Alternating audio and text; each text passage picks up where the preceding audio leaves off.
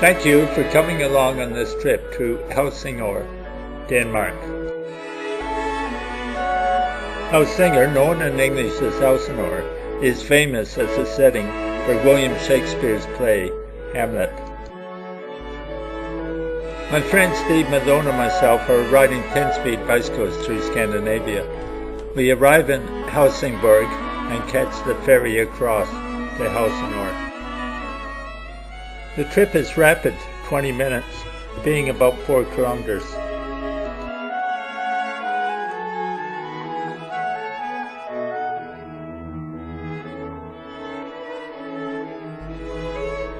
We comment on the wonderful statues.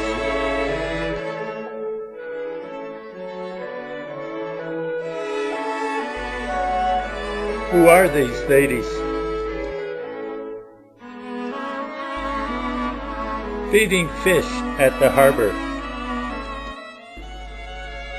We wander around the town of Helsingsor, starting at the railway station.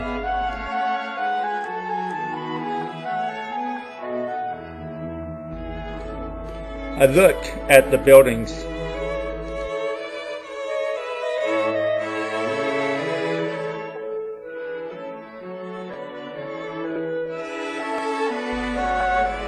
A popular coffee and dining area.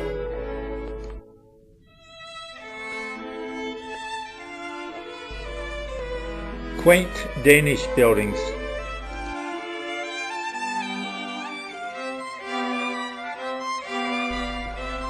A narrow street. We've come to Helsingsor to see Kronborg Castle, situated on the extreme tip of Zealand, the narrowest point, guarding the strait between Denmark and Sweden. The sound's only 4 kilometers wide, so the fortress was maintained until fairly recently.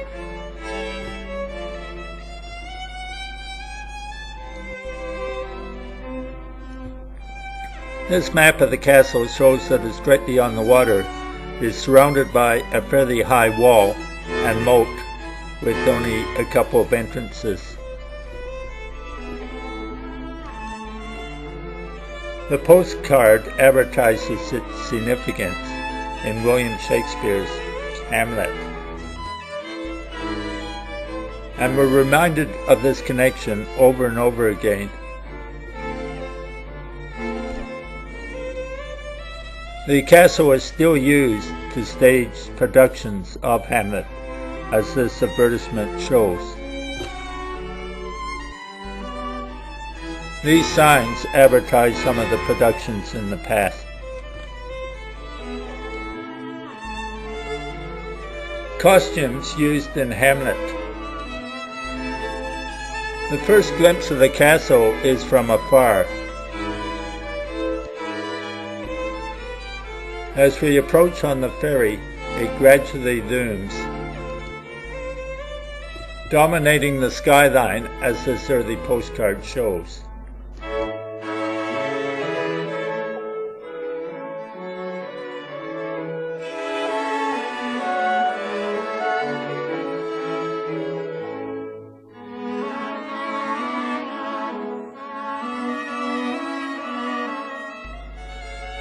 It is a magnificent sight, a prime example of a Renaissance castle.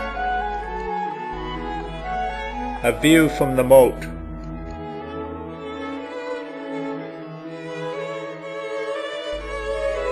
The main entrance.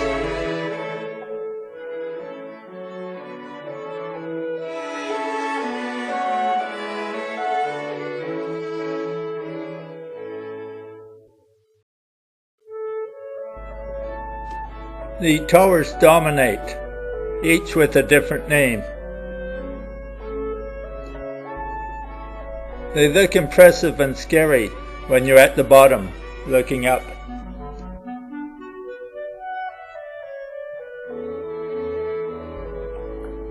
We wander through the gates. Poseidon eyes us suspiciously from the left. Some bathing suit. Over the cobblestones, past worn brick, watched by eerie gargoyles. We view the central courtyard. These guards parade for tourists, while tourists wander.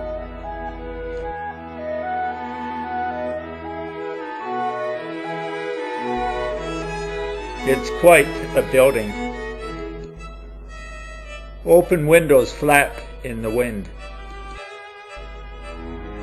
Cannons pointed towards Sweden.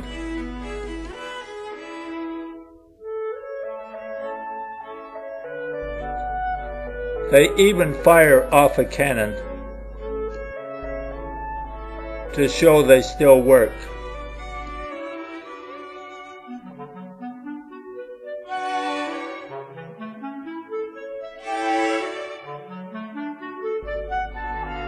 We go inside to learn about the history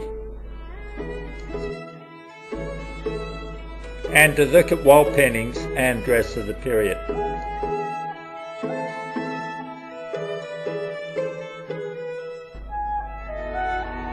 Beds of the nobility. A lovely bedroom, and look at that tapestry. We'll take a look at the tapestries. They are central to the Renaissance.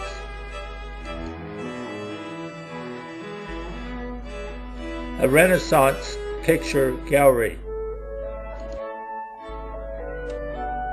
What a lovely room. We go into the chapel, and here we have pews along the bottom and special seating for the nobility up above. It's a very attractive room with the altar at the far end under the window and the pulpit to the right. It would be scary preaching from here, I think. The altar is a work of perfection.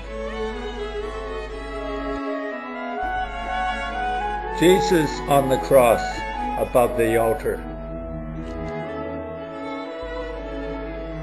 Seating for the nobility.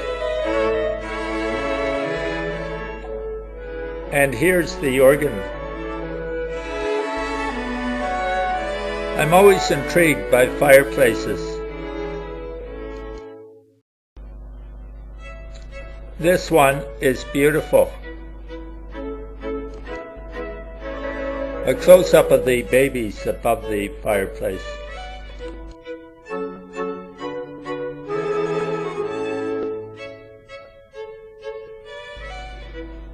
These wooden carvings are amazing. This little creature even has breasts. More lovely fireplaces, paintings, and tapestries. The paintings on the ceiling attract the attention of all the guests.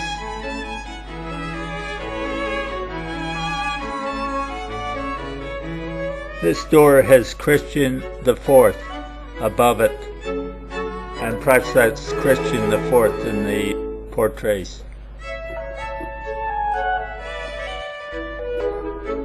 He comes surrounded by angels, or are they cherubs? Where else can you look but up?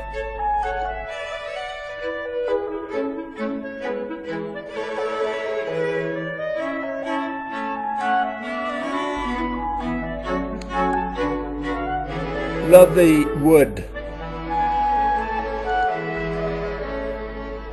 Some information provided on restoration of the paintings.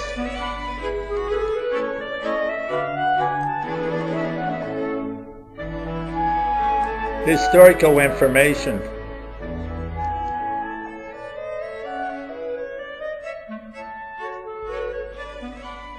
More historical information.